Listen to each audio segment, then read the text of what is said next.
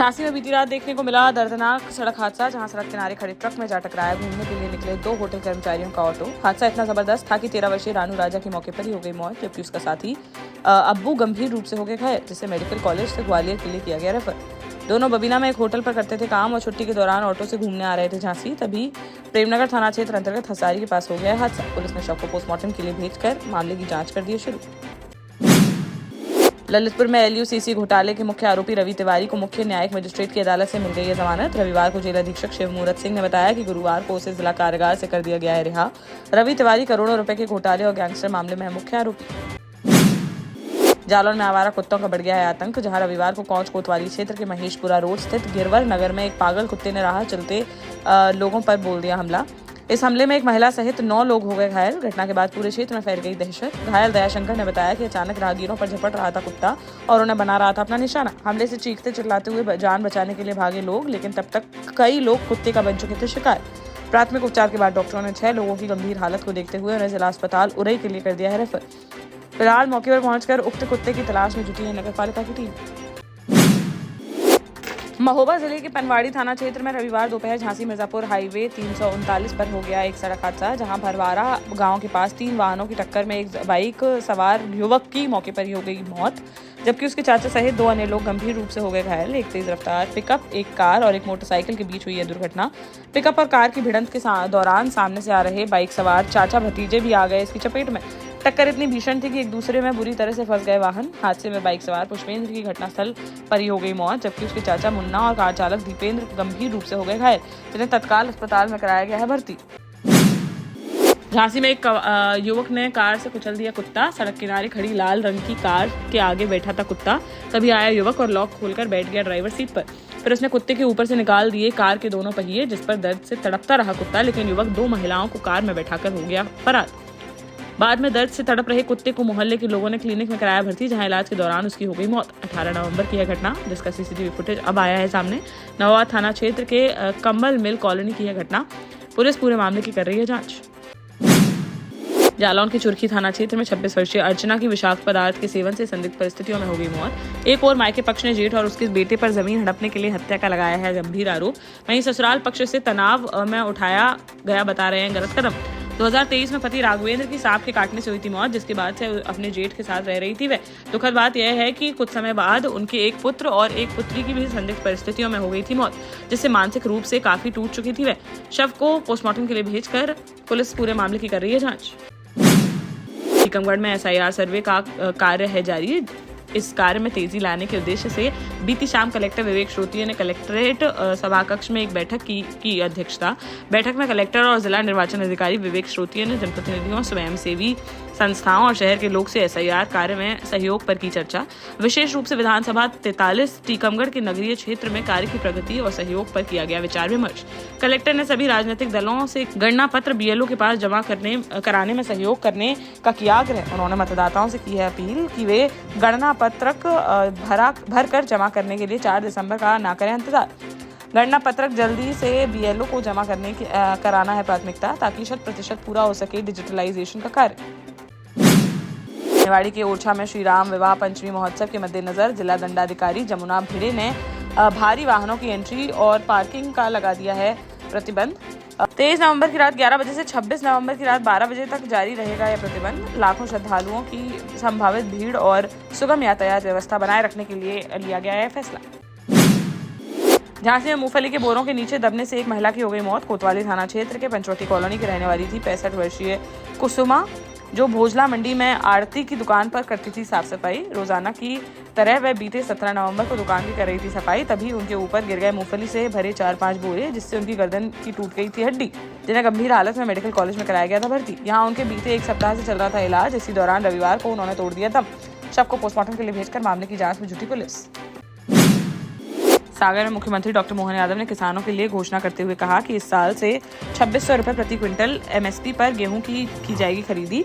लाडली बहनों पर बोलते हुए CM ने कांग्रेसियों से शर्म करने की बात। मुख्यमंत्री बनने के बाद रविवार को CM का बंडा में था पहली बार दौरा। वह 8 साल बाद पहुंचे थे बंडा। इस दौरान उन्होंने तहसील मुख्यालय पर आयोजित कार्यक्रम में 50 करोड़ 65 लाख की लागत वाले 16 विकास कार्यों का किया लोकार्पण और भूमि पूजन। सभा स्थल पर पहुंचने से पहले उन्होंने 35 करोड़ की लागत से बने नवनिर्मित सांदीपनी स्कूल का किया लोकार्पण। शिवपुरी में रविवार को बागेश्वर धाम पीठाधीश्वर पंडित धीरेन्द्र कृष्ण शास्त्री की श्रीमद् भागवत कथा से पहले निकाली गई भव्य कलश यात्रा। राजेश्वरी मंदिर से हुआ यात्रा का शुभारंभ, जहां 2100 कलश सर पर लेकर चल पड़ी महिलाएं, जिनके साथ हजारों पुरुष और महिलाएं पीले वस्त्रों में भक्तिमय माहौल में हुए शामिल। मार्ग में जगह जगह पुष्प वर्षा, जलपान और स्वागत द्वारों से श्रद्धालुओं को किया गया अभिनंदन।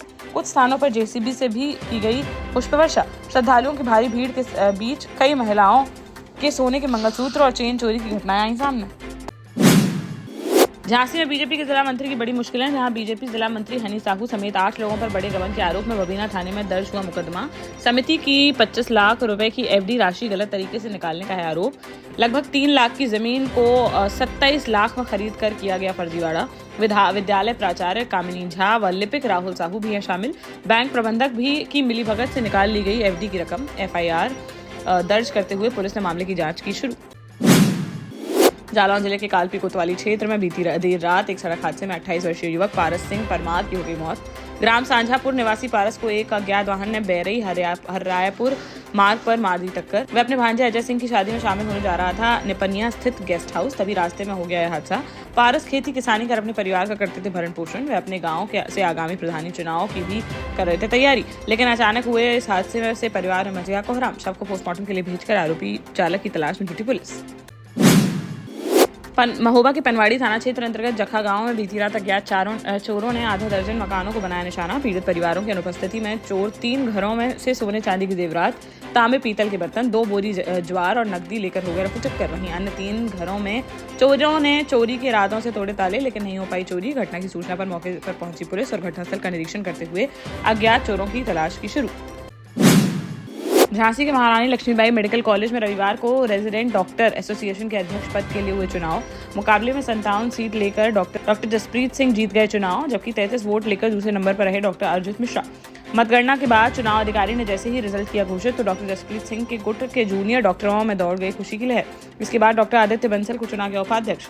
अब नवनिर्वाचित अध्यक्ष डॉक्टर जसप्रीत पूरी कार्यकारिणी का करेंगे गठन। जालौन में आयोजित अंडर 16 क्रिकेट टूर्नामेंट का लखनऊ ने जीत लिया फाइनल मुकाबला। रविवार को कालपी के एमएसबी इंटर कॉलेज मैदान पर खेले गए रोमांचक मैच में लखनऊ ने रायबरेली को 3 विकेट से हराकर चैंपियन ट्रॉफी पर किया कब्जा। जालौन जिला क्रिकेट संगठन द्वारा स्वतंत्रता संग्राम सेनानी स्वर्गीय गंगाधर प्रसाद चतुर्वेदी की स्मृति में आयोजित किया गया था यह टूर्नामेंट। 17 से 23 नवंबर तक चले इस टूर्नामेंट में प्रदेश के 8 जिलों की टीमों ने लिया हिस्सा। फाइनल मैच में रायबरेली ने पहले बल्लेबाजी करते हुए निर्धारित 20 ओवर में 226 रन बनाकर हो गई ऑल आउट, जिसके जवाब में लखनऊ की टीम ने 7 विकेट खोकर 227 रन का लक्ष्य हासिल कर दर्ज की शानदार जीत। झांसी में गुरसराय के नई बस्ती मोहल्ले में रविवार को मिशन शक्ति फेज 5 के तहत महिलाओं की चौपाल का किया गया आयोजन। क्षत्रिय स्वर्णकार समाज के अध्यक्ष मुन्नू सोनी के घर के पास आयोजित हुई है चौपाल, जिसमें पुलिस टीम ने महिलाओं को किया जागरूक। चौपाल में वरिष्ठ उप निरीक्षक महेंद्र सिंह भदौरिया, उप निरीक्षक ब्रजेश भार्गव और महिला आरक्षी प्रतिमा पटेल रही उपस्थित, जिन्होंने महिलाओं को मिशन शक्ति फेज 5 के उद्देश्यों और महत्व के बारे में विस्तार से दी जानकारी। सागर के सानौधा थाना क्षेत्र में गड़ाकोटा रोड पर स्थित टोल प्लाजा के पास युवक पर किया गया फायर। युवक के पेट में लगी गोली, घायल अवस्था में उसे अस्पताल में कराया गया भर्ती। पुलिस के अनुसार फरियादी 33 वर्षीय आशीष दुबे ने बताया कि बीती रात करीब 3 बजे टोल प्लाजा पर अपने ऑफिस में बैठा था वह, तभी राजेंद्र दुबे अपने साथियों के साथ पहुंचा वहां और जान से मारने की नीयत से उसके ऊपर कर दिया फायर, जिसमें आशीष के पेट में बाएं तरफ जा लगी गोली। चीखने चिल्लाने पर आए कर्मचारी, जिसके बाद वह अपनी कार में बैठकर मौके से हो गया फरार। पुलिस ने घायल को अस्पताल में कराया भर्ती और मामला दर्ज करते हुए आरोपियों की तलाश कर दी है शुरू। झांसी में बड़े उत्साह और गरिमा के साथ मनाया गया गुलाबी गैंग का 11वां स्थापना दिवस। गुलाबी गैंग की कमांडर हाजरा रब ने की कार्यक्रम की अगुवाई। इस अवसर पर संगठन की विभिन्न शाखाओं की सदस्यों ने भारी संख्या में लिया भाग और महिला सशक्तिकरण की दिशा में दोहराया अपना संकल्प।